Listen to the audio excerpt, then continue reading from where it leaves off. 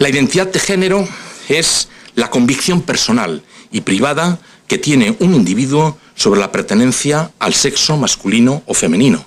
Y esta definición es nada más y nada menos que de Master Johnson. El rol o papel de género es todo lo que la persona dice o hace para indicar a los demás y o a sí mismo el grado en que es masculino o femenino. La identidad y rol de género son los dos lados, la cara y la cruz, de una misma moneda y por tanto inseparables.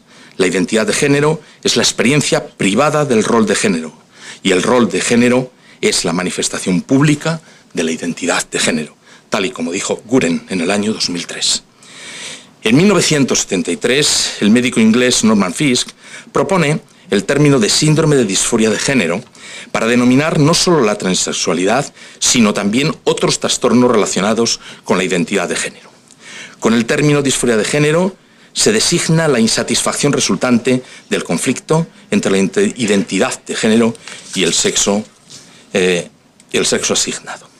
Es curioso cómo en este sentido el profesor Harry Benjamin crea la Asociación Internacional de la Disforia de Género, pero que hace escasamente 5 años cambió por Asociación Internacional para el Estudio Científico del Transgénero, anulando de manera clara, científicamente y socialmente, la situación de disforia de género. Creo que no podemos continuar si no sabemos cuál es el camino evolutivo y de desarrollo mediante el cual se llega a una identidad de género. ¿Cómo se constituye la identidad de género? Porque a veces puede haber equívocos. Por ejemplo, partimos de un sexo genético, es cierto, pero el sexo genético influye la evolución del sexo embriológico. Y este sexo embriológico, en su maduración, da lugar a un sexo anatómico y hormonal del feto para las transformaciones que están teniendo, que origina el sexo fetal.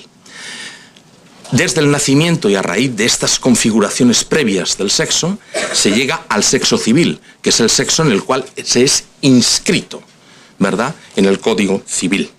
Y ese sexo civil configura dos elementos. Por un lado, el sexo social y por el otro lado, el sexo educativo. Entre sexo social y sexo educativo, ¿verdad?, se va a ir construyendo de una manera paulatina, constante pero permanente, el sexo psicológico, que a su vez condiciona la creación del sexo relacional, y con este sexo identificativo se pone en marcha por fin la identidad sexual.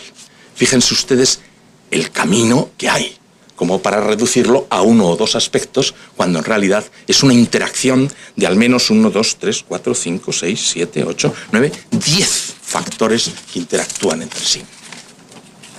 Así que para las determinantes en cuanto a la elección sexual, tenemos por un lado la genética, por otro lado la anatomía, por otro lado la fisiología, por otro lado la educación, pero no podemos olvidar las relaciones sociales, la construcción de la identidad psicológica, la identidad psicosocial y, por fin, la identidad de género.